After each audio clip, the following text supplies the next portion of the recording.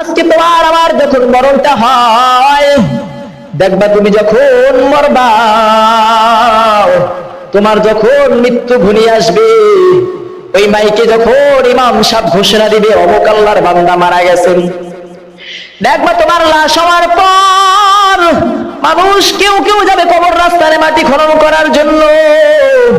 কোন আল্লাহর বান্দারা দেখবা তোমার জন্য বড়ই পাতা আনতে যাবেন, আবার কাউকে দেখবা গরম পানি করার জন্য যাবে, কেউ দেখবা মাটি খনন করবে, কেউ যাবে কাপড় আনতে যাবে, আবার দেখবা কেউ যাবে মোল্লা আনতে যে হুজুর আপনি এই আল্লাহর বান্দাকে গোসল করায় দাফন দেন। এরে পর্দার অন্তরালের মা, আজকে দুনিয়া দুনিয়া করো, আজকে এই দুনিয়া কিছুই নাম, আজকে দুনিয়ার বাহাদুরি কিছুই না। তো টাকা টাকা দিয়ে স্বপ্ন করেন যে আগামী বছর একটা বিল্ডিং ঘুরাবো, আগামী সামনে এক মাসে একটা বিল্ডিং ঘুরে গেলো, কিছুই নাম। আজকে আমার দিকে তাকান, আমাদের দেখবেন, আমাদের বাড়ি খবর নিয়ে দেখবেন আমাদের একটা ঘর ছাড়া কিছুই নাই। আমি আমার বাবাকে সব সময় বলি, ও আমার বাবা, আপনি আমাকে মানুষ করেছেন, আপনার দুনিয়ায় কোনোদিন আর আল্লাহ তাআলা এই সন্তানের কারণে আপনাকে আযাব দিবেন না। আপনার মতো বাবা একদিন আমাকে পড়াইতে চান নাই। আপনার মতো বাবা এক সময় আমাকে বলেছিলেন, বাবা আমার কাছে টাকা নাই, পড়াবো কিভাবে?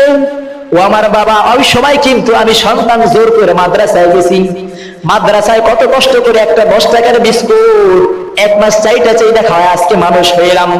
আজকে আমাদের দিকে তাকান, বাবা জমি রাখতে চায়নি, বাবাকে না করে বাবা আপনি সুন্দরভাবে দুনিয়া থেকে চিরদিনের জন্য যদি বিদায় নিতে পারেন, ইমান আমার এটাই সফল কাম। আজকে আমরা সন্তান, আমরা জমি কিনতে পারবো, কিন্তু আজকে জমি করবো, দালান কোটা করবো, যদি আল্লাহকে পাইলাম না, কোনো মূল্য নাই। আজকে দুনিয়ার মানুষ তো টাকা টাকা করে বিল্ডিং করে সন্তানের জন্য কত কিছু করে। আমি আমার বাবাকে সবসময় বলি, আমার জন্য আপনার কোনো কিছু করার দরকার নাই, কারণ আমার প্রতি আপনি যে কোটি কোটি টাকা খরচ করেছেন, এর ঋণ আমি কোনোদিন দিতে পারবো কিনা আমার জানা নাই। এরা মুসলমান ইমানওয়ালা ভাই, আপনাদের পা দুইটা ধরি, সন্তানকে একজন আলেম বানান, একজন হাফেজে কোরআন বানান। আজকে আপনি কামাই খাওয়ার যে স্বপ্ন দেখতেছেন, বর্তমানে কোন সন্তান মা বাবাকে, খুবই কম সন্তান রয়েছে যারা কামাই করে খাওয়ার কথা বলেন, ঠিক কিনা? অনেক বৃদ্ধ বাবাজিরা রয়েছে, হুজুর আমার সন্তানটা কোনোভাবে পড়ালেখা করলেই হবে, তাদের কামাইয়ের স্বপ্ন আমার আশা নাই।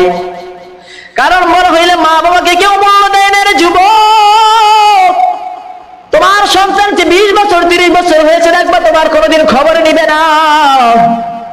যে সন্তানকে এত কষ্ট করে মানুষ বানাইলা, সরকারি চাকরি দিলা ঘুষের টাকা দিয়া, ওই সন্তান বিবাহের পর তোমার মতো মাকে ঘর থেকে লাথি করে বের করে দিলেন। আজকে এই সন্তানের জন্য করে কি লাভ? আজকে যদি সন্তান, আজকে যদি ছেলে মেয়েকে আজকে যদি মাদ্রাসায় পড়াইতাম, হাফেজ হওয়ার যদি আল্লাহর কাছে দোয়া করতাম, ও আমার পর্দার অন্তরালের মা, কত গর্ব করতে পারতাম, আমার গর্ব থেকে আমার পেট থেকে একটা হাফেজে কোরআন বের হয়েছে। এই হাফেজে কোরআন তোমার মতো মাকে জান্নাতে নিয়ে যেত। তুমি যদি গুনাহ করতা, এই হাফেজের কারণে আল্লাহ তাআলা তোমাকে জান্নাতে দিতে পারতো। বলেন সুবহানাল্লাহ।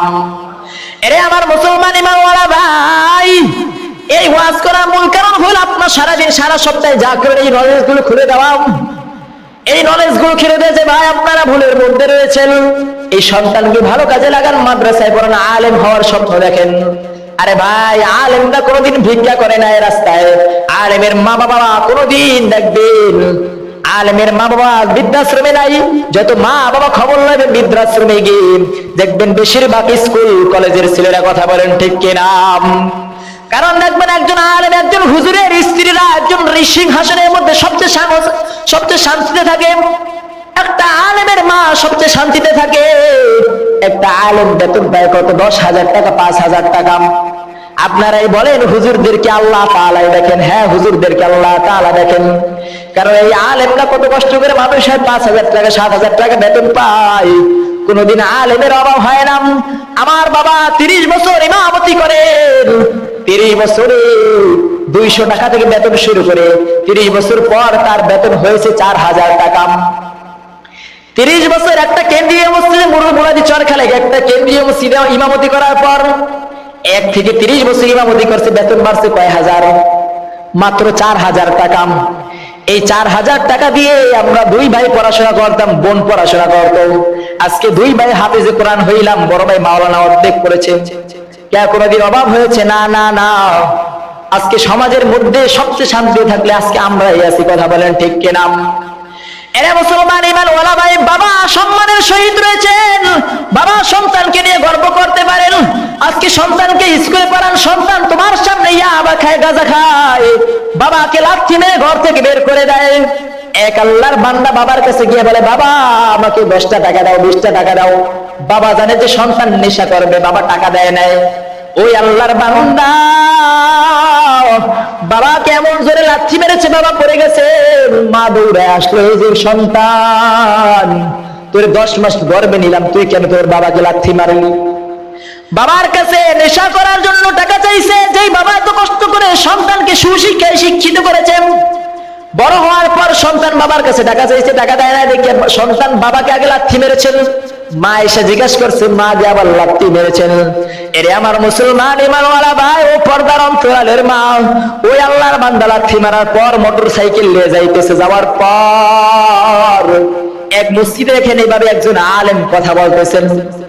ওই আল্লাহর বান্দাকে আল্লাহ তাআলা হেদায়েত দিতে, বস হয়ে আলেমের কথা শোন।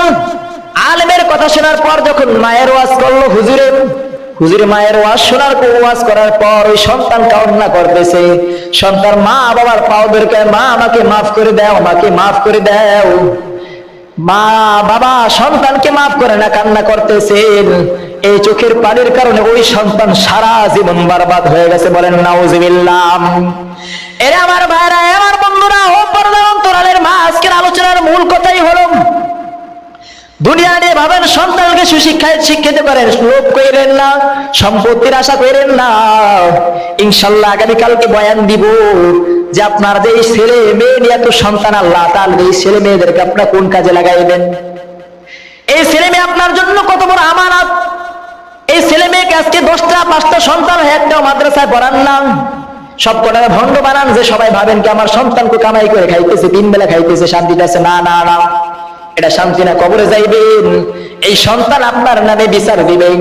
কারণ আপনাদেরকে প্রমাণ দিলাম, আল্লাহ তো দূরের কথা, আজকে মক্তবের বাচ্চাদেরকে জিগাই, মক্তবের বাচ্চারাই নিজের মা বাবার নামে হুজুরের কাছে বিচার দেয়। আর ওই মালিক ওই হাসরের ময়দানে যখন জিজ্ঞাসা করবে, তাহলে আপনার মতো বাবার নামে কত বড় বিচার দিবে।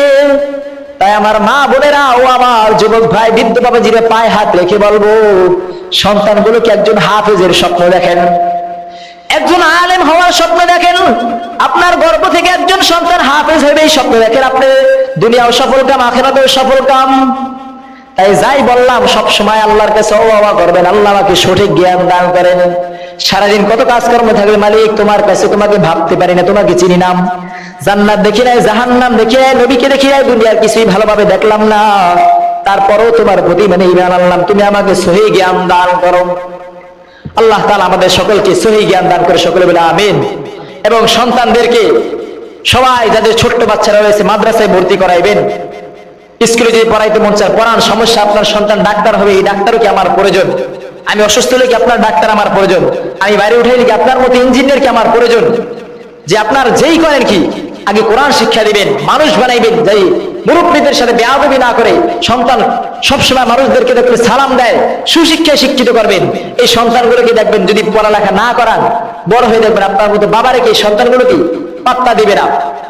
তাই আল্লাহ তাআলা আমাদের সকলকে সহি জ্ঞান দান করুন। উক্ত কথার উপর আগে সর্বপ্রথম আমাকে আমল করা তৌফিক দান করুন, তারপর আপনাদেরকে আমল করা তৌফিক দান করুন। সকলে বলে আমিন। ওয়া আখির দাওয়ানা আলহামদুলিল্লাহি রাব্বিল আলামিন। আজানের সময় হয়ে গেছে, তারপর কি 1 মিনিটে দোয়া করব? সবাই দোয়া শরীক হন। আলহামদুলিল্লাহি রাব্বিল আলামিন, ইয়া আরহামার রাহিমিন। ও দয়ার মালিক, মাগরিব থেকে এই পর্যন্ত তোমার হুকুমের আলোচনা করলাম। ইয়া আল্লাহ, তোমার মতো মালিকের গুণগান গাইলাম। আল্লাহ, এই আলোচনার উসিলায় তুমি আমাদের জিন্দেগীর গুনাহগুলো মাফ করো। ইয়া আল্লাহ, যারা আলোচনাগুলো শুনেছেন, পুরুষ মহিলা সবাইকে তুমি কবুল করে নাও, সকলের নেক মাকাসাদকে কবুল করে নাও। ও দয়ার মালিক, আমাদের সকলকে ঈমানের সহিত কবরে যাওয়ার তৌফিক দাও। ইয়া আল্লাহ, মা বোনদেরকে পর্দাভাবে চলার তৌফিক দাও। ইয়া আল্লাহ প্রত্যেকটা বান্দা বান্দীদেরকে আল্লাহ সহি জ্ঞান দান করো। ইয়া আল্লাহ সন্তানগুলোকে সুশিক্ষায় শিক্ষিত করার তৌফিক দাও। ইয়া আল্লাহ দুনিয়া সফল হওয়ার তৌফিক দাও। ইয়া আল্লাহ পাঁচ ওয়াক্ত নামাজ পড়তে পারে সেই তৌফিক দাও। মা বোনদেরকে আল্লাহ পর্দার ভাবে চলা হযরত আসিয়ার মতো কবুল করে নাও, আয়েশা ফাতেমা রাদিয়াল্লাহু আনহুমার মতো কবুল করে নাও। রব্বিরহামহুমা কামা রাব্বায়ানি সগীরা। ইয়া আল্লাহ যাদের মা বাবা দুনিয়ায় বেঁচে নাই আল্লাহ মা বাবাকে আপনি মাফ করে দেন, মা বাবার কবরটাকে জান্নাতের টুকরা করে দেন। ইয়া আল্লাহ মা বাবার উসিলা আজকে দুনিয়া চিনলাম, তোমার মতো মালিক আল্লাহ নামটা শুনলাম, ওই মা বাবার কবরে আযাবকে আপনি বন্ধ করেন। যাদের মা বাবা রয়েছে মা বাবার বেশি বেশি খিদমত করার তৌফিক দেন। ইয়া আল্লাহ মা বাবার খিদমত করে আল্লাহ জান্নাত অর্জন করার তৌফিক দেন। সাল্লাল্লাহু তাআলা আলা খায়রি খালকিহি মুহাম্মাদিন ওয়া আলিহি ওয়া আসহাবিহি আজমাইন। আমিন বিরহমাতিকা ইয়া আরহামার রাহিমিন।